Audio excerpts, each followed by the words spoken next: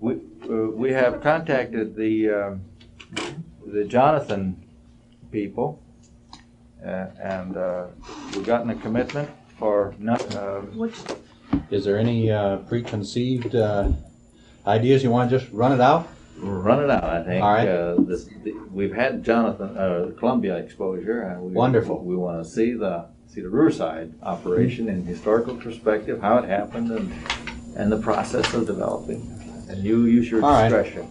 We had a group from Gustavus here last week that came in, and we put together a little quick explanation, and it turned out to be one of the real lively sessions, just plain talking for maybe 10 minutes to put a little background in, and then running it out for questions, and the questions led into some very interesting issues. So if we could cut out maybe 15 minutes initially to put some background to it, then it looked like the questions really did a job. So let me do that. I think maybe Bill had a couple ideas here I could let me talk about. Let's just put down kind of like a background and organize a little background.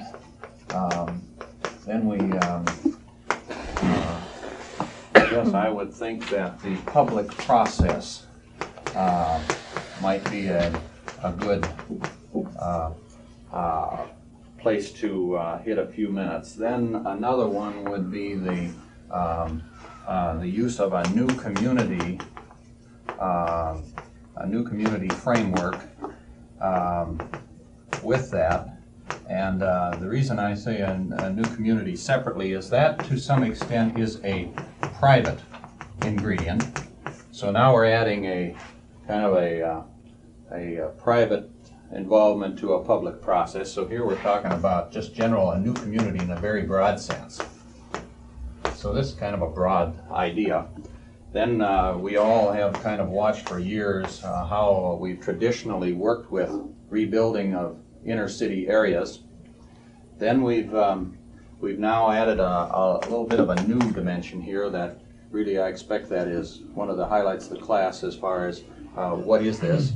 And then the other one is this whole, I guess you'd say the forces at work in a community, and how you get some consensus on how to pull all these kind of matters together.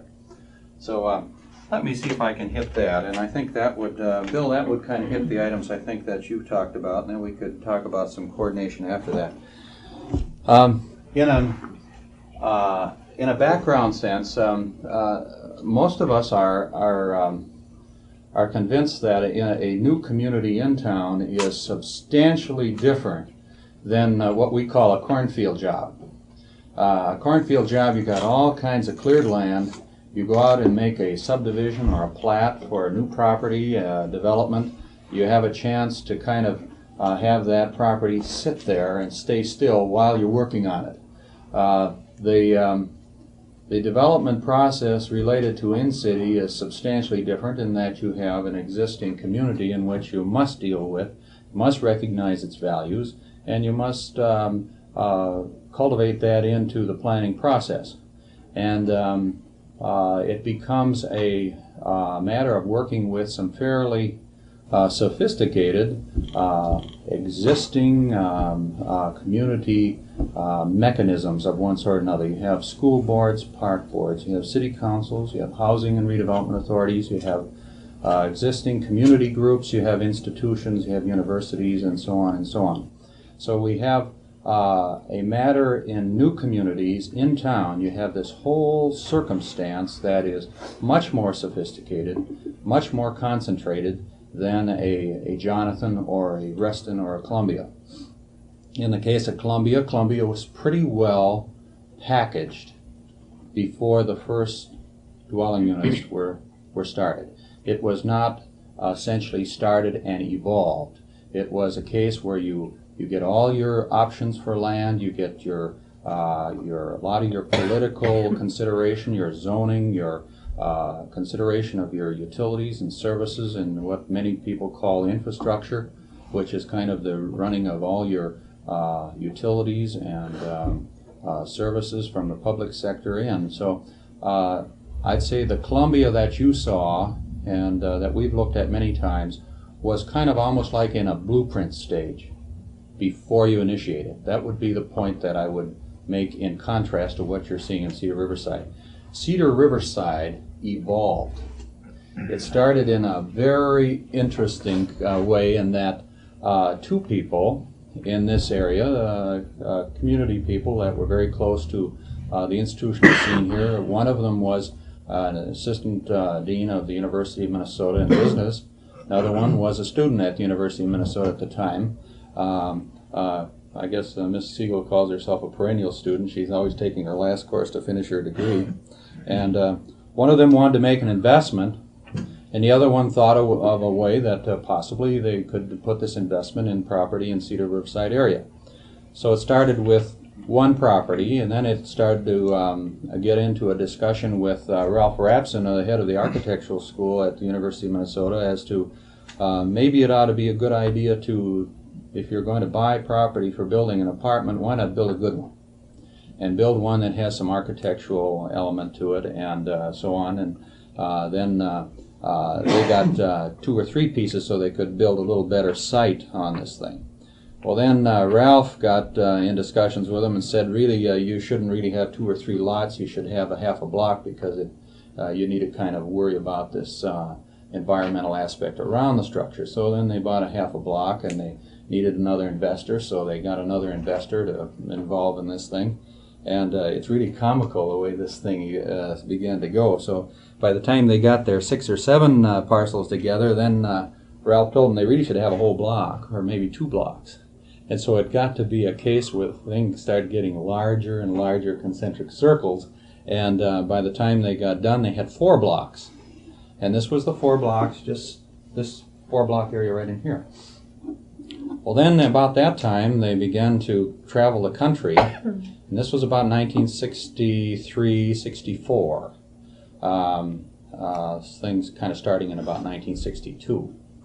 About 64 and 65, they went around the country and saw some good jobs, some poor jobs. They saw some environmental disasters, and they saw a few things that worked and really got them quite excited.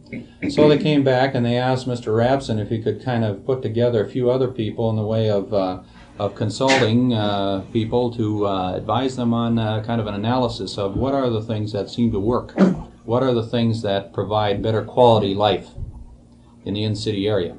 And it's a pretty complicated issue, as I'm sure you realize. So the interesting part of the thing is then they find a competitor in the west side of Cedar that is beginning to put his eye on the 2.5-story walk-up type of unit that you have over southeast, that many times is a land hog in our terms. It takes more land than the kinds of amenities that it gives. It doesn't provide very good community space. It essentially uses all the land right on the surface and doesn't give you much in the way of parking and much in the way of services. So a rather not too high grade planning job was being done on the west side of Cedar. So the group got together with the property they had here and said, why don't we joint plan this thing? Why don't we get some quality planners and environmental people together to advise us on how to do a little better job? Well, then it turned out that construction of that area west of Cedar would probably go ahead regardless, so they then concerned themselves with buying that. So then they bought themselves about 6 or 7 more blocks, and by the time they were done, they had themselves a substantial piece of property. And then at this point, the city of Minneapolis began to do a substantial amount of community planning. There were some, I would guess, 30 or 40 community meetings in the area of 1965 and 66 to have the community participate in the evolving of rebuilding objectives. And I'd say that leads you then to the first step of this process. Community planning plus, let's say city officials get involved. So essentially what we have up here is a private assembly of land and we have a kind of a University of Minnesota expanding to the West Bank. We have Augsburg thinking about its future. We have the hospitals working about their future. And we have a case where you saw Augsburg has a dorm on the Fairview side, and Fairview is concerning themselves with a piece of ground that maybe the University of Minnesota has in mind. And fairly soon you start to find out that by the time you take St. Mary's and the various institutions, you start to get a little bit of conflict as to land use. Who's going to develop what parcel of land? So there begins, this is working somewhat independently of this.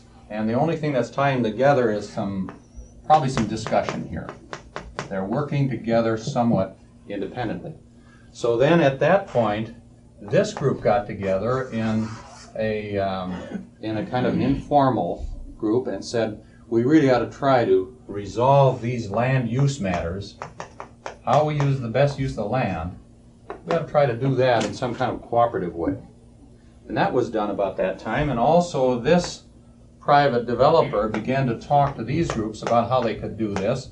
It got into this public process, and finally, in 1968, there evolved let's say in 1966, there evolved some city planning reports, and in 1968, a renewal plan. Let's talk about those for a few minutes.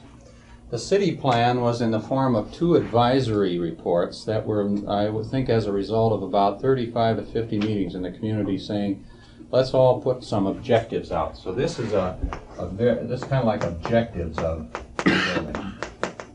What should we do? And this turns out to be how. That's a legal mechanism. That's how you get the job done. So again, you can begin to realize that these are matters that you don't even consider when you begin a Columbia. You plan them, but you don't deal with the existing situations. And look at the magnitude of the existing situation. A university with 43,000 students, 7 institutions, 2 larger religious institutions that have been essentially replaced or actually have been relocated from interstate highway system, and so you have all these existing conditions to work with. So I guess the thing that is interesting to us at this point is that really what was concluded is that you need a public-private partnership of some sort, and by public you mean your residents, your community, your institutions, and your public services. And in the private sense, you need somebody to get the job done. So by putting these 2 together, you begin to say these really should be done in concert, and therefore they should get down into a process down in this area, and you should really then begin to coordinate all these activities together. Now, the only way that that can be done legally in this city is through a Housing and Redevelopment Authority. The Housing plus Redevelopment Authority of the City of Minneapolis. Now, the City of Minneapolis City Council can do a great deal of things, but the one thing they cannot do is implement a renewal program of that type. So now we're up to 1968, and we seem to have got this aspect of the public and institutional matter together, but we still have this private developer out in left field somewhere is wondering, how does the private developer get into this program? And at this time, in 1968, there was legislation passed by Congress at a federal level that was titled New Communities. This was a Title IV of the Housing Act. In 1970, an amendment was passed that said that new towns in town was a logical and integral part of this whole program. So 1970 essentially says that on a national level, that there ought to be a way that the private developer can get into this program and become effective to produce these facilities that were being talked about and to administer some of the services that were needed. So the point I'm making here is that you have, again, then the two parts somewhat unrelated earlier. You get them together to some extent in the form of some municipal actions, but you still haven't taken the potential of a private developer and put them in as far as building housing, building facilities, running those things that can be run private. So the New Communities Act, or the Housing Act, Title VII they call it. And if any of you are interested in reading legislation sometime, that's your reference.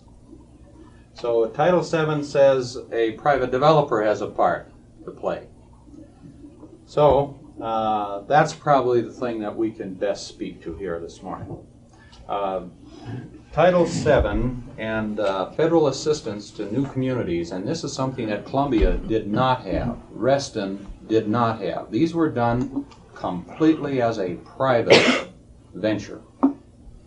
So now we're equating the public and the private together, and we're using this New Communities program under the Housing Act and federal assistance to see if we can't get this private developer to work this in concert a little closer. So at this point, we say what elements does a private developer need? What role should he play? And this was described in the Housing Act as he needs assistance in land acquisition. He needs a way to finance land acquisition over a long period of time, because many of you have heard maybe the criticism of the private development role as get in there, build a thing, sell it, and then go to another site. That long-term continuity many times has not been there. And this is not conducive to quality of life in a community. To be able to build something, sell it, and leave. It doesn't establish roots, it doesn't establish commitment, it doesn't establish a developer's interest in services for people that live in a community. So is there some way then that you can provide assistance to that developer?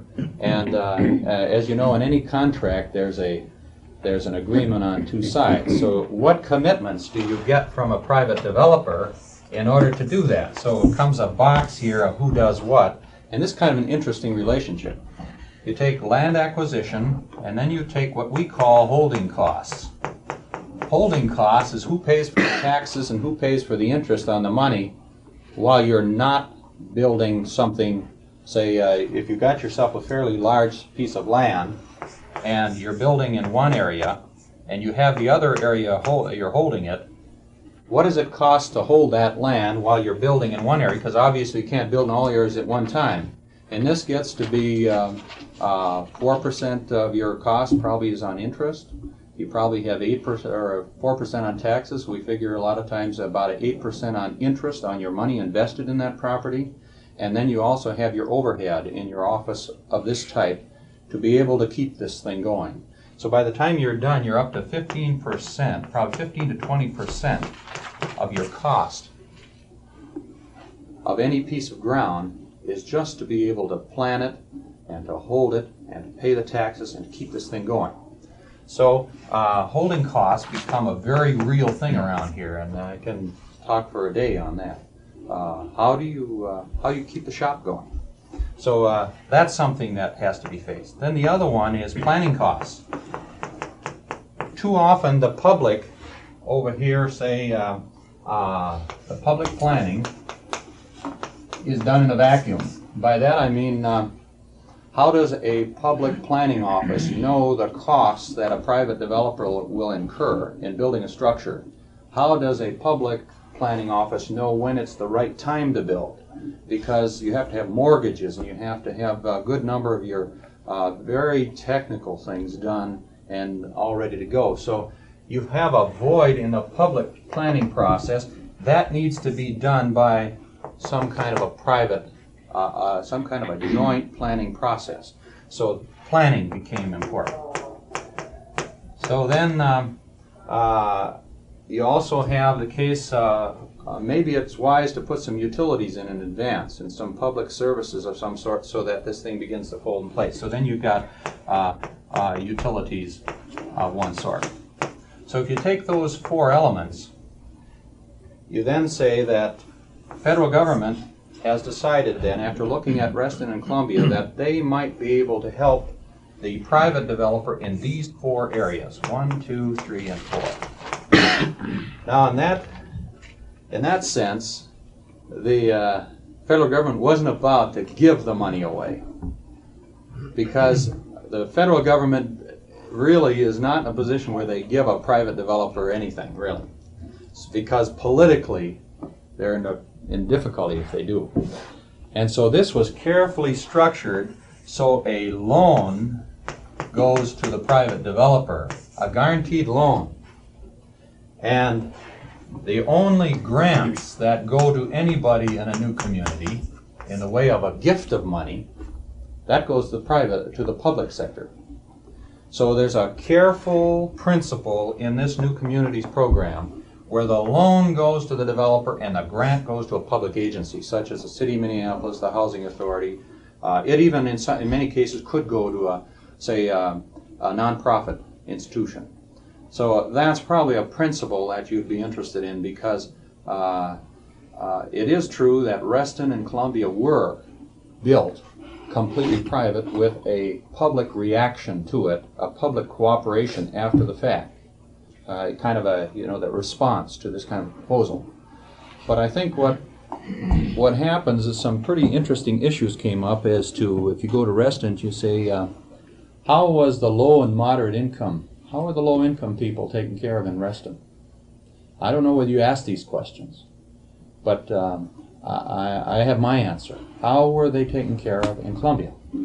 Were they taken care of because they had to be? It was some kind of a forced situation? They're trying to keep, for public relations purposes, are they trying to handle this or not? How were they taking care of services that low-income people need, where the standard price for services is set on the basis of economics? How are those questions answered, you see? And if you dug into that a little bit, you find that some pretty interesting answers. And I'm sure you'd want to find that out for yourself. Now, if you find out that there was a problem in your mind on that, then you have to say, how can you give a private developer some of these loans that are necessary to get these four functions taken care of, which are critical to this area? And what should you get as a federal, this is the federal government now, you're negotiating this with a private developer. What commitments do you want from the private developer if you're going to give him a land loan of $24 million?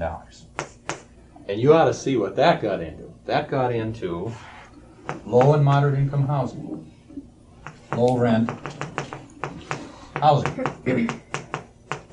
It got into certain kinds of services. It got into quality of life, and it got into community planning, and it got into a whole host of things that had never been worked with before. When did a Columbia or a Reston ever get those at the top priority of the contract requirement? And so the most interesting thing came out of this, and there's others, and we can talk about this. I'm sure, Bill, maybe you could furnish a complete list at a later date. So what we're really saying is this became a contract. The private developer here said, okay, we'll do those things in consideration for these assistants. And you turn this out as a contract, and you say, now we have going into a program a blend of the total balanced community that we were talking about, I think. And I expect that this gets pretty complicated. And I won't go much further than this, but have I exposed you to the guts of this thing enough to the point where what's being done here is not being done anywhere else in the country in an in-city situation? It's the only one we know of where it's being done. And the reason it's not done anywhere else is because it is complicated. It's as complicated as living in a community. Because you have to do this community taking into consideration all these things that are important to a whole range of lifestyles. If you take Orrin Thompson or Marv Anderson or some of our traditional builders, you say, what are they doing in the way of providing shelter? They're going out to a farm, they're subdividing it, they're building all the housing, and they're not asking anybody any questions. They're saying, here's the housing. Now, if you like it, buy it. If you don't like it, you don't have to take it. But how many people can buy into that housing? There's only 45% of the people in our community that can even afford to go out and look at it. 55% of the people in our community can't even go out and look at it because it's beyond their means. So the question is, how do 55% of the people in our community live? What choices do they have in housing? And this just isn't low rent. This isn't low rent, people. This is moderate rent and middle rent. Low rent is only 14% in our community by somebody's standard that's set up by the Metropolitan Council. Moderate is probably 29%. Look at, we haven't even got to the middle. The average guy can't even buy a house out there because the numbers won't work. He's spending more for his payment of his house than he should and still live comfortably on the balance of his salary. So I guess what I'm trying to do is I'm trying to pose to you an issue that how do you deal with all lifestyles? How do you deal with a socio-economic mix of housing in an in-city area? And that's what Cedar Riverside is all about. And you won't see that at Jonathan, you won't see it at Columbia, you won't see it at Reston, you won't see it at a subdivision at the third ring of suburbs around our community. And that's the issue, and I think that if you can do nothing more than try to address yourself, I don't know who's going to solve these issues. We're trying to. We've got a heck of a load because we don't know all the answers. But somebody's going to have to solve these issues in this country before any major city ever becomes vital again. If you take a trip through Detroit, Chicago, Cleveland, take a look at Newark. Abandoned property in Newark. People are abandoning their property in downtown Newark because they can't even keep their property up. It's going downhill faster. Just property rights have been completely abandoned in Newark. New York is held together because it's an international center. Boston has a little bit of kind of a traditional flair to it. It's being held together. Detroit's being held together because it does have the motor companies. It has a certain kind of a raw economic base. Chicago's being held together primarily because it's the center of our country and it's the center of commerce. But if you just have a few twists in the automobile market, or if you have a few twists in the steel market and you bring in some steel from Japan and maybe our jobs for steel go in Pittsburgh and Cleveland, all of a sudden you've got a lot of people that really don't have a place to live, they don't have a job, and there's some real problems. Well, with all these complicated situations, what we're concerned about is we need to provide housing, good quality housing, and a decent environment for all ranges of people. Well, then that gets down then to, now we got ourselves a contract. This Cedar Riverside Associates, and sometimes we wonder why we ever did it, signed a contract to provide those things. And with understanding as little as all of us do about the quality of living in an in-city area. And we try to be as specific as we can. We said that we were going to provide 14% low rent, 29% moderate, and we were going to put a balanced community in this area. And if you go over and look at the area west of Cedar, what we have under construction is 1,300 units. So now we're beginning to test whether we're really doing that. 1,300 units are being built. And in that, there are 117 units of low rent. We committed, we wrote the land down. We took even a loss on the land in order to qualify the program. And we said, for the reasons stated in this little contract that we're talking about, 117 units are going to be low rent. And those units are going to rent from $62 to about $90 a month for a 2-bedroom unit. And where do you get that? Anywhere else. But then there's another 552 units that we call moderate. And these are just coin phrases. Once they mean something, you can start to talk about them. Moderate is probably a depression of the rent by possibly 25%. It's a 25% reduction in rent for people that are making below a certain income. And it comes to the developer in the form of an interest subsidy on the mortgage. If the government will pay some of the interest on the mortgage, we agree to maximize a profit at 6% and in turn depress the rent. That's the contract you have. And it's an audited contract with the federal government. They actually go over your books and determine that you cannot make more than a certain 6% profit. So we're saying, all right, profit's limited. Therefore, we'll put 552 units in that so-called area that let's call this Area 1, Area 2, and now Area 3 is what we call middle. There's 408 middle units. And that's where we're just going and getting a standard mortgage at a standard rate of interest and building. There is no federal subsidy or government subsidy in that. And then there is what we call our deluxe or semi-luxury, which is 222 units of really larger, more deluxe units. So if you take the 117, 552, 408, and 222, that's what's being built over west of Cedar. And what we're trying to do is to build them in such a way that the low rent tenant cannot be identified. Architecturally or as you look at the units, I would defy you to go over there right now and tell me which is the low rent unit. I'll put a $10 bill, you can't tell me which one it is. So that's what I mean by a developer getting into the business of low rent. Social planning. So now comes the whole range of social planning. How much do we have a responsibility for social planning? How much does the community and the whole thing? And we've made these commitments. In fact, we had these commitments written down as our objectives before they were required of us.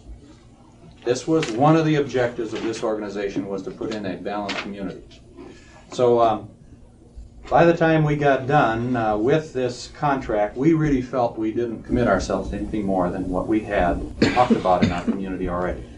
However, when you write it down and you put a contract life on it, it becomes much more critical, much more binding.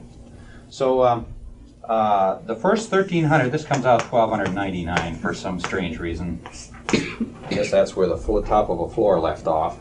And that right there turns out to be, this ratio of these numbers turns out to be the same thing as we talked about over here. So the first units that are being developed are consistent with our metropolitan profile, consistent with this contract thing that we're talking about. And so this is, again, there's only one place in the country that you can see this going on. That's in Massachusetts. It's done on a lower density basis.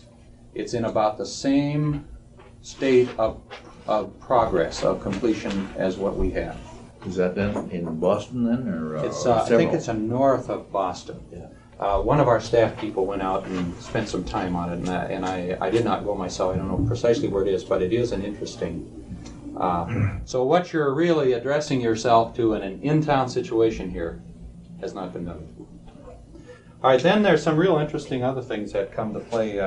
How much do you want me to talk, or do you want to? Is this something? Are we getting anywhere here? Is this what you want to talk about? I guess what I'm interested in is candidly trying to expose you to the things that are different about Cedar Riverside.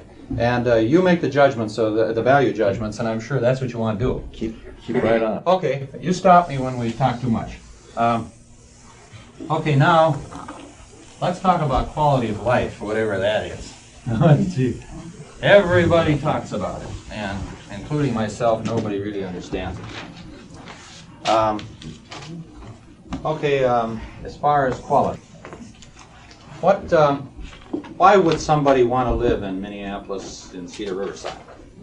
And you begin to ask questions, what's different about this area than maybe Bloomington or South Minneapolis or downtown Minneapolis or any other place?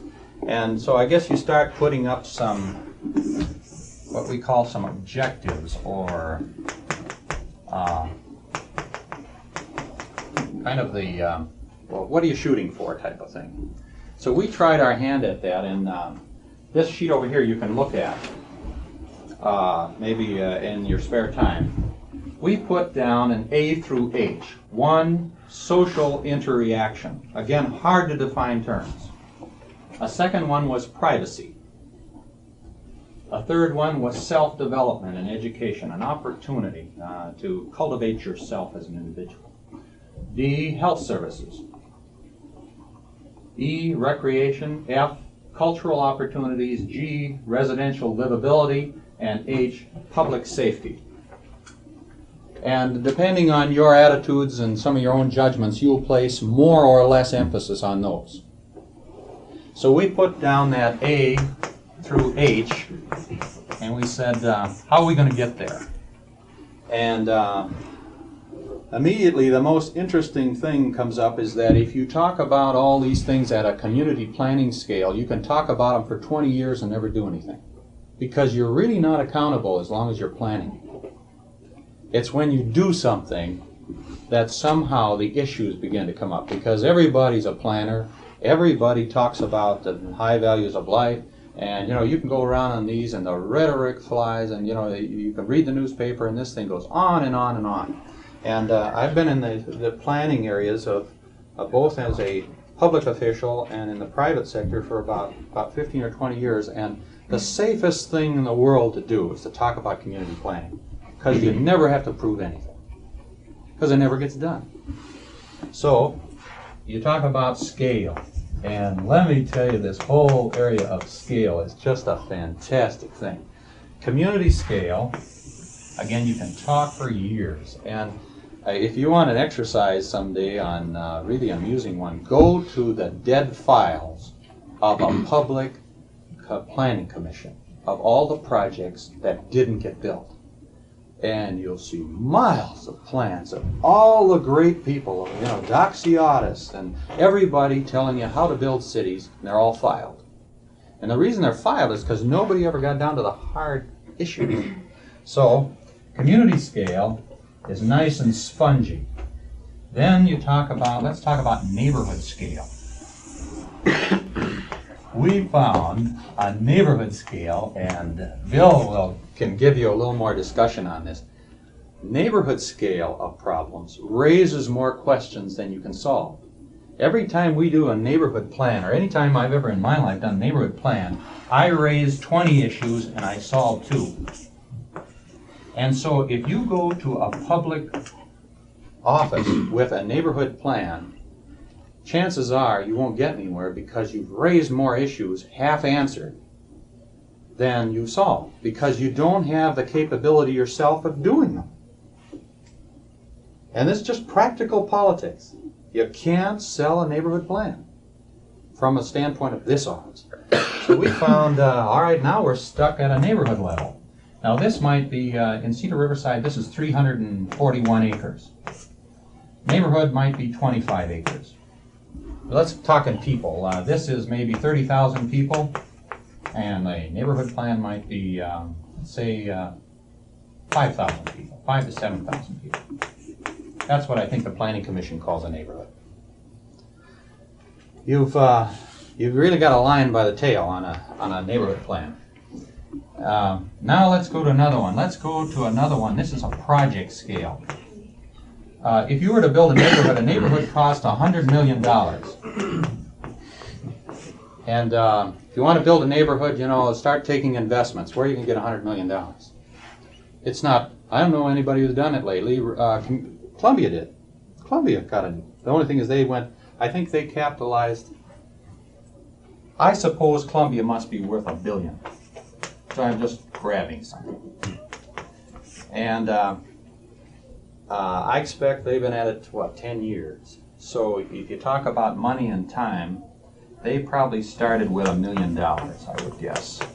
And they picked up options on their land where it's a device for putting a dollar down and controlling $10 or $100. So they carefully handled their money in such a way that they were able to control maybe $200 million with $1 million by options on land and commitments and so on, which was just business. Now, if you take Cedar Riverside, the value of the Cedar Riverside new community is also $1 billion. And whatever, you know, nobody knows what $1 billion is because it's just larger than what anybody can comprehend, except President Nixon. And probably on a war bill. So I guess what we try to say here is, unless you're talking about something you can do, you know, maybe you really shouldn't talk about it unless it's worthwhile talking about. And so we talk a little bit about community, we talk a little bit about neighborhood, but we talk quite a bit about projects, because projects, we know how to do a project. I've done about 50 of them in my lifetime. There's one over there that you can see. I can go over and touch it. I can tell you what it costs. I can tell you what's in it. I can tell you what we're trying to accomplish. And you and I could stay here for half an hour, and at least I could tell you something that's real. So now we're down to the project level, and now what we say here is that we ought to do enough community planning, enough neighborhood scale planning, and a lot of project planning in order to be in the real world. Because that's the only way you ever can build anything. And I'm assuming that we've done our job on quality here. You could say that's required. And that is required. If you aren't doing a good job, then why do it? So let's assume that you're agreed and I'm agreed that we've done our homework and we're doing this right, and I'm sure many of them we aren't. But now at this level, that's $35 million in dollars. It's 3,000 people. It's 1,300 dwelling units. It's 1,000 spaces for cars. And again, now we're talking about something that we can put quantity to. And you could make some judgments about this, and you could essentially feel that you're in the real world, because this is a developer trying to meet these objectives. And as imperfect as the process is, as scrambled as community planning and if you start with who's in charge, whose community is it, and all these kinds of issues, these are not new to city planning. The fact that you have local activists in a neighborhood saying that not enough attention is being given to the citizen, that's not new. That's been in planning business for many, many years. And it's just a question of how do you do these things? And it's important to have this kind of input. But the question is, how can you do it in a constructive way so you get a better quality job? You'll find that in getting in most groups, you have to make a basic decision on the onset is, are you going to try to be constructive, or is the purpose to try to stop everything? And that's not hard to see. You can generally take a look at a community group and see whether they really want to be constructive or do they want to be negative. And getting a community group that is trying to improve the quality of life is the strongest force you can ever mobilize. Because a community in this city, in in-city areas, community groups are really effective. So now we're going down here and we say, all right, what should we put in this project now that we got a real project? And what we found out in our first stage is you can't take all the world's problems and solve them on your first project. And the reason you can't do it is because you get so bogged down that you get back into these areas, neighborhood and community, and pretty soon you're back in this dream world again because you try to tackle too many problems too fast. So we were faced with a situation on the first stage, which is this one right here. The model right there is that first stage that's being built west of Cedar. And afterwards, I'm sure Bill can describe this to you. If you look at over in there, putting it in perspective, the olive roof, you see the olive roof complex, that is the same 11 structures that are down in this model. Over here, just to put you in perspective here with the river, 35 and 94, Augsburg, University of Minnesota, Fairview Hospital, St. Mary's Junior College, and Cedar Avenue right here. I don't know whether you've gone over this already, Bill, but the units that you see in the olive roof there is this 5-block area right here. So again, trying to get in perspective here. Then the question comes up as to what things would be important to put in the first stages of housing to see whether there would be gains in the way of providing urban life or urban quality of life. And let me just give you about a half a dozen that I think are being tested, and then if you're over in the area you can make some of your own judgments. One is what we call then the socio-economic mix.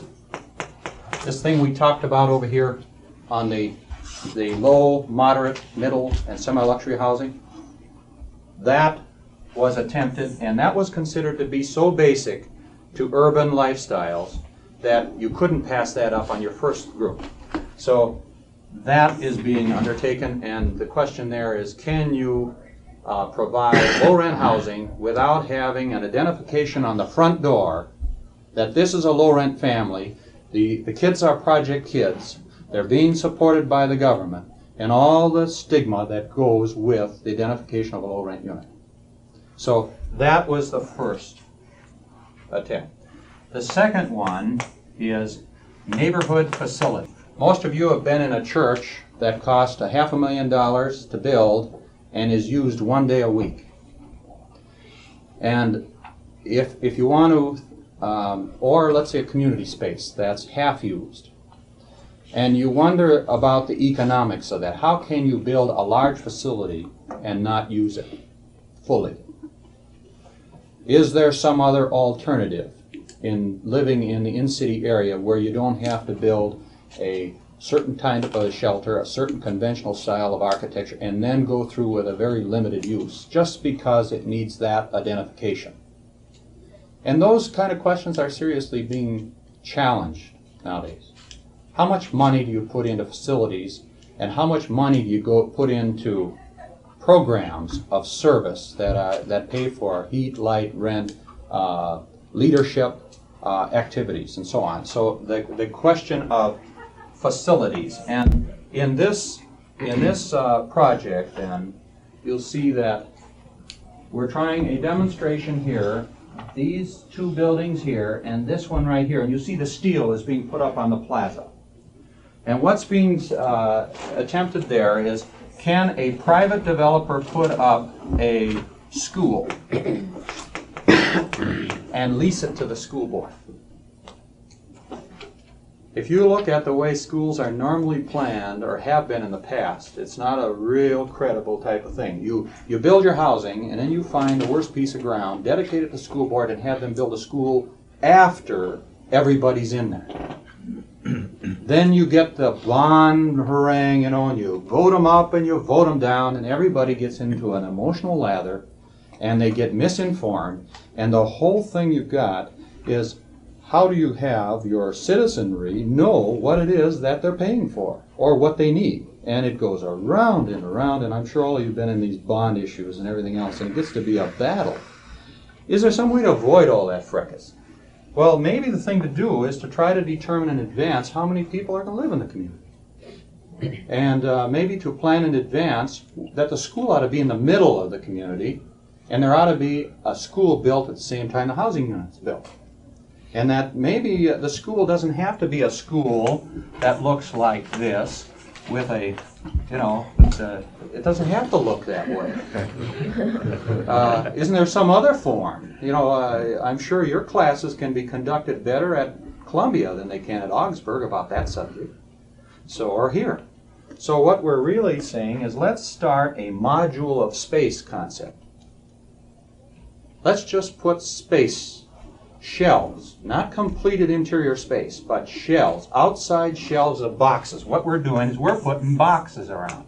2 boxes, 3 boxes, maybe we need 4 in this case. Just put the boxes around, put the shell up, don't finish the inside, but make sure that the neighborhood facilities are provided for.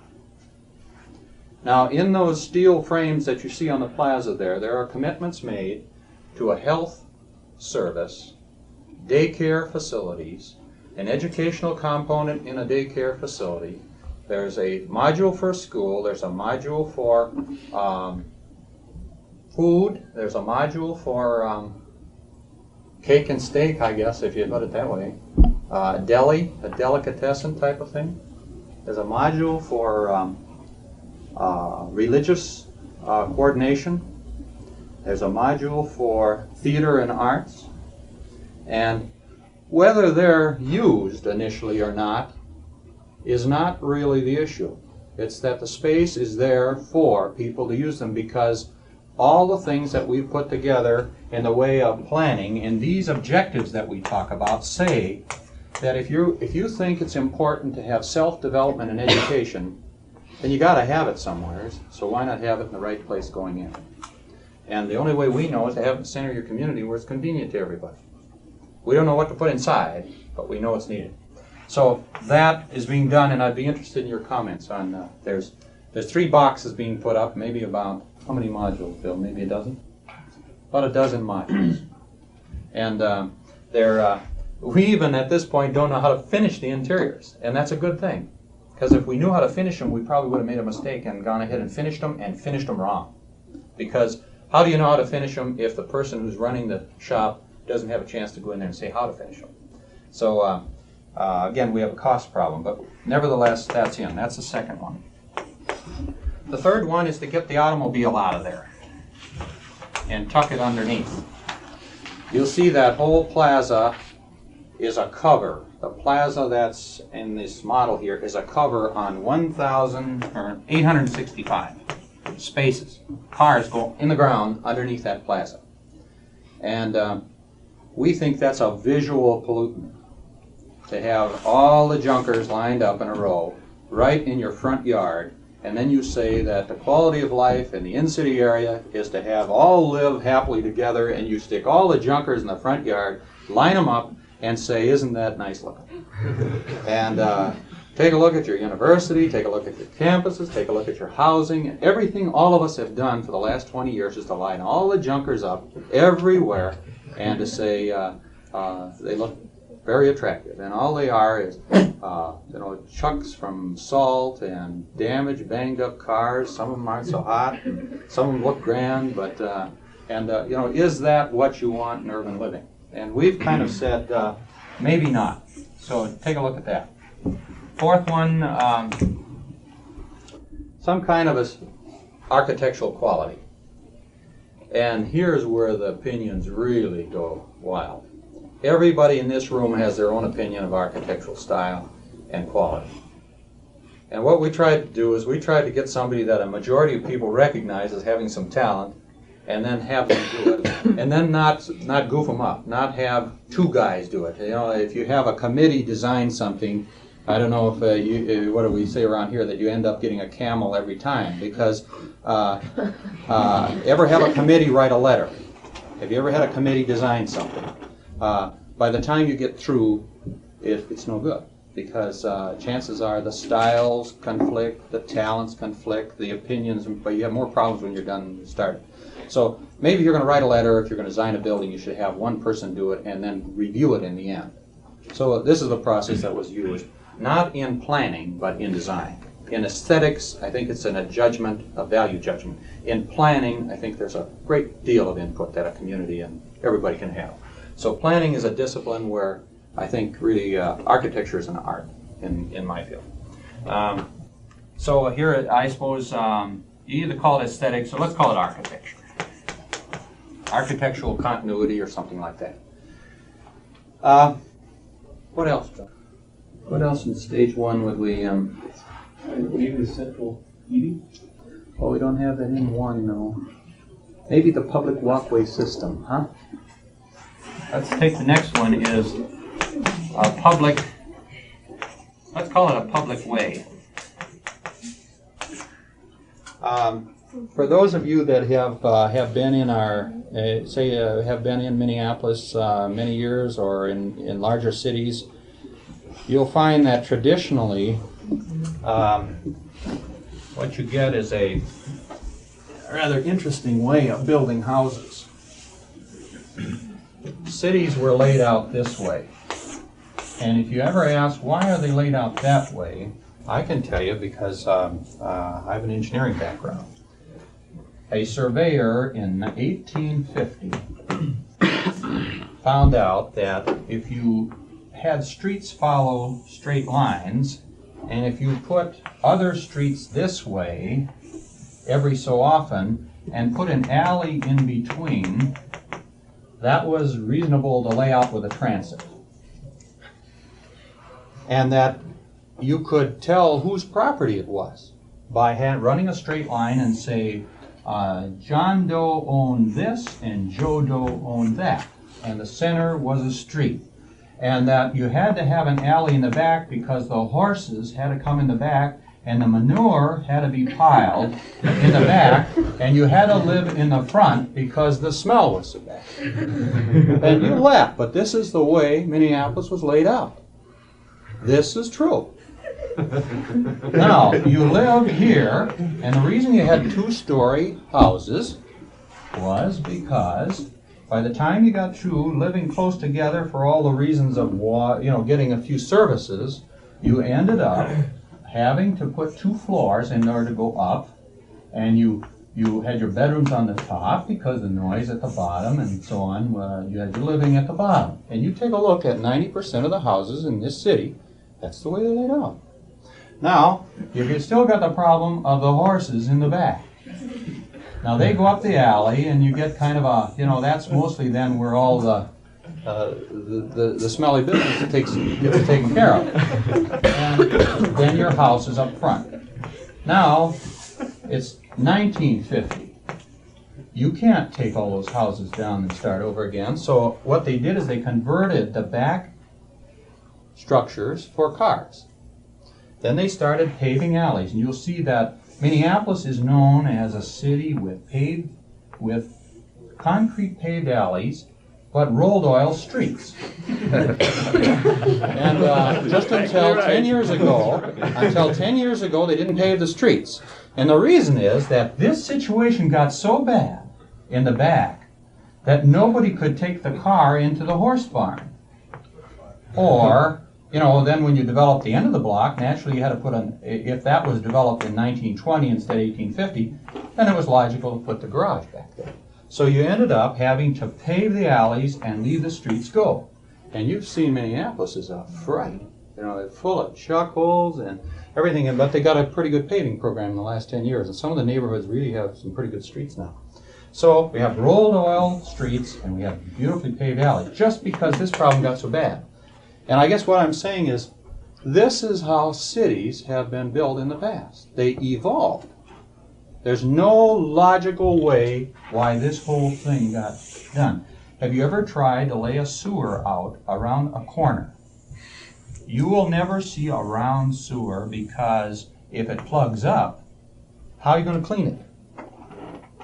So anytime you see a sewer, it's got to go this way, with a manhole there and a manhole here and a manhole here. And there's some practical reasons why they're that way. You go in here with a bucket, you draw it through here and pull it up there, and you can clean that section out that gets plugged. So the engineer laying the street out lays them all straight. So you have a manhole there, and this manhole takes this one going this way, see? So you just keep going. Well, it turns out that the manholes and the water lines and the surveyor and the horse and all these things have determined the way we live in 1973. We're a product of the past. Now, what we're saying in Cedar Riverside now is, here we come along with all these grand new objectives, and somebody wants an alley.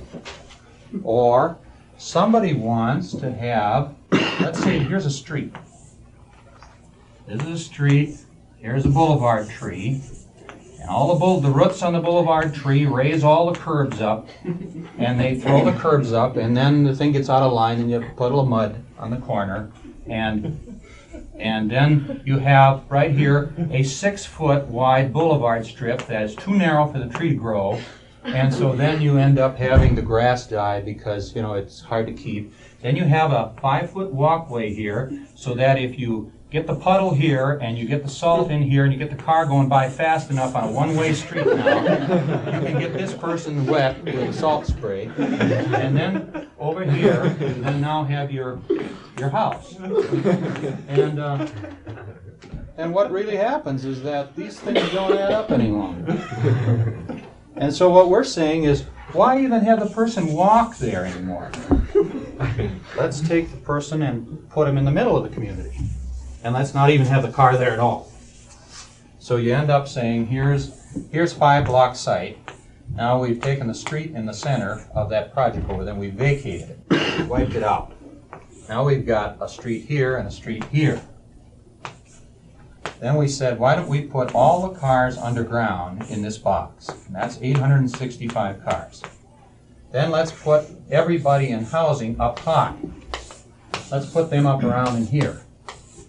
Then let's put them on stilts around here. And then let's take all the space through here and say that's all community space. That's about 20 feet high.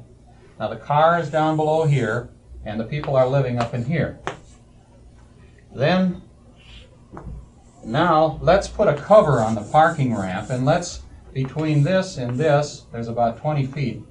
Let's put our sidewalk there, and let's have our sidewalk, instead of 5 feet wide on the edge of a street, let's make the thing 100 feet wide. And let's, instead of having all the parks square, 6 blocks from your house, let's have all the parks lineal. And let's have the park and the walkway merged together. And as you walk from that place to that place, or you walk from this place to the University of Minnesota, why can't you walk 15 feet above grade in the Skyway system that is open air, that has beautification, has all the commercial services on the plaza? You never cross a street.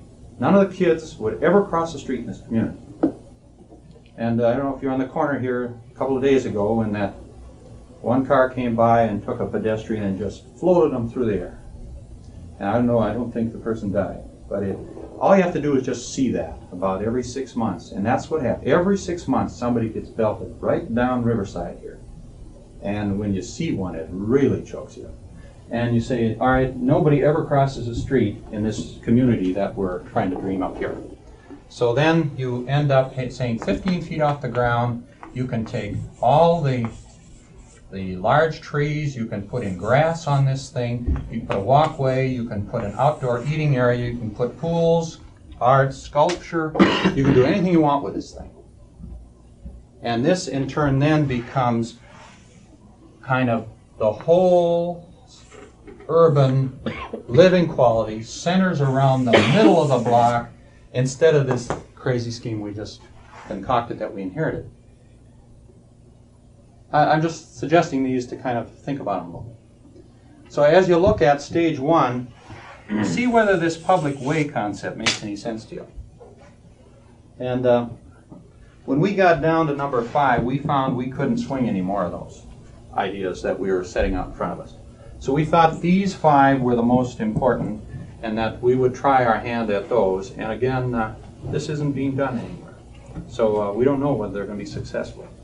But we sure have a lot of people interested in it. And so if you want to take a look at those and make some judgments, that's kind of what's being done. So how about any questions? I've talked too much already, I'm sure. But I'm very interested in this. Could you give an indication of the, like in stage one, your 4 levels of housing you're talking about in terms of income level? Low, moderate, middle, and luxury. Can you give an indication of the rent levels across those areas and the income requirements for the lower two? Income requirements are a little bit hard to do because they depend on the number of dependents in your family, and every time we try to describe it to somebody, we get it all kind of, it gets so complicated, you get kind of goofed up. But what you could do is you could say, let's take the 4 areas.